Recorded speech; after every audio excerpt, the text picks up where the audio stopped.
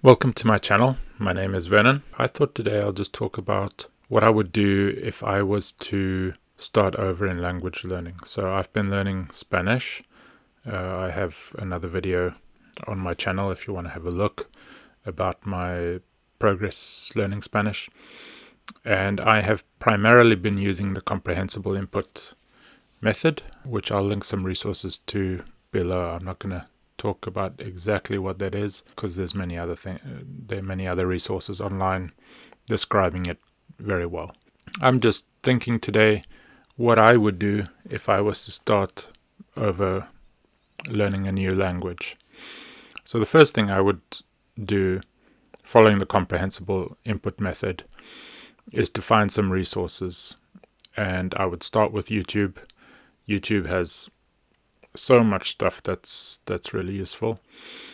And so without learning anything about your language, all you need to do is, based on Comprehensible Input, is to start consuming content in that language. So what you want to do is find a good number of videos, say find about 100 videos that are very easy in your target language.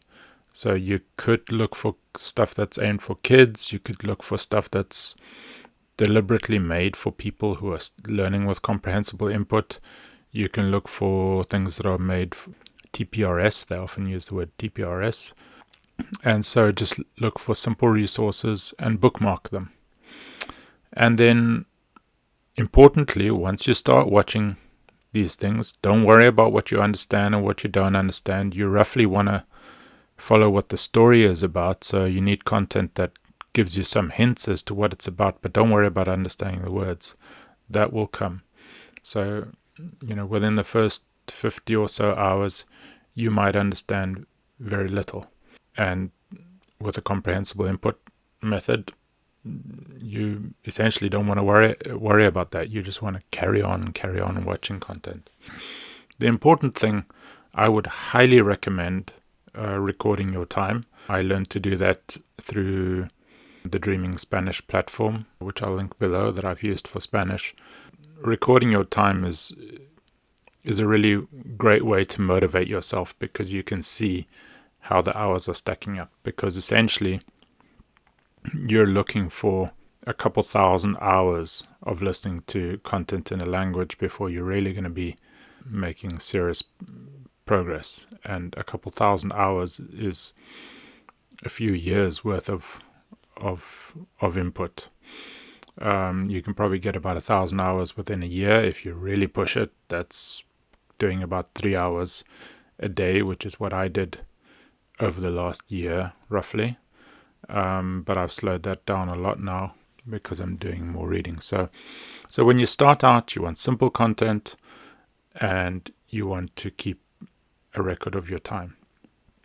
Then as you start to progress, you should kind of naturally be finding content that's at a level that you can vaguely understand. Some of it might be too hard. You want to avoid native level content until you've done around about 1,000 hours. It takes quite a while before you're really ready to listen to make much out of native level content. It doesn't mean that you can't throw some in here and there. As you go along, one really important thing that I would recommend doing is keeping some links to videos that you thought were just about at your level, but you couldn't quite make them out. So what I do is I keep a bookmark of just a few videos that I could not quite understand, but feel like with a little bit more practice, I'll be able to understand. And I found that hugely motivating, because often I go back in a month's time, so I just keep the month and the video bookmarked. And so a month later, I go and look at that video, and very often those videos that a month back I couldn't understand, I understand just fine within a month. So that really helps to motivate you a lot. Any way that you can find that you can show yourself your own progress is really good.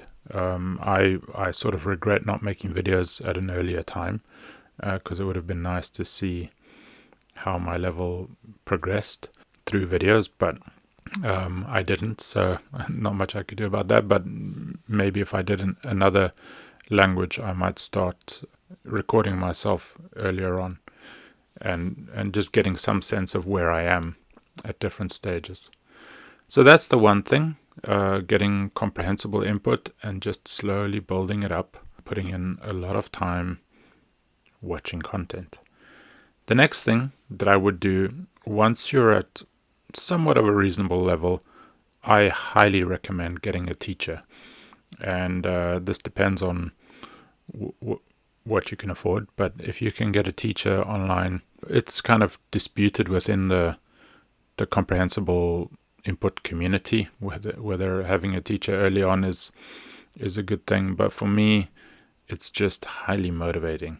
I think if you live in a country where you're surrounded by the language, this doesn't matter so much. But if you don't have access to somebody who's speaking the language, it's just such a nice way to get motivated and to get some tips for where you can improve. I've found that my lessons have really helped me a lot. The big thing that I would do with lessons is find a teacher that you really connect with, a teacher that you really like.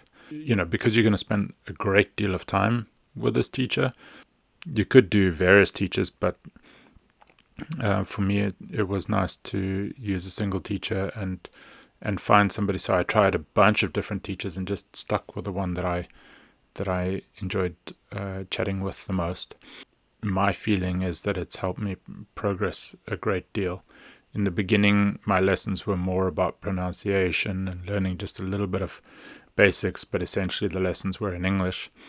Whereas now the lessons are primarily in Spanish the whole way through. A little bit of English just to understand things that I'm confused about, but to a large extent my lessons are now fully in English, and I've done well over 200 lessons on Italki now. I highly recommend doing lessons. The big thing beyond that is just to keep going. So much advice on the internet about language learning tries to give you methods that will get you there quickly. But in many ways, I think it's wrong to rush language learning. You may have a reason to rush language learning if you have some purpose for learning the language. Maybe you're going to a country for holiday or business or whatever. Then you might need to learn a language fast. But I would really caution against that and make the language learning a part of your life, because this is something you're going to be working on for years to come.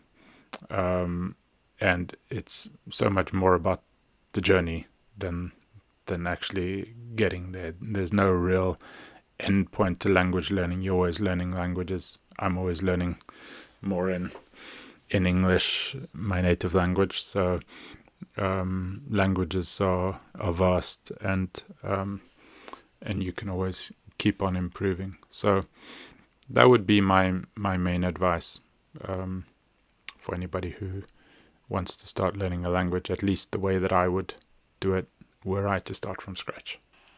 Thank you so much for watching my video, and subscribe if you want to see more.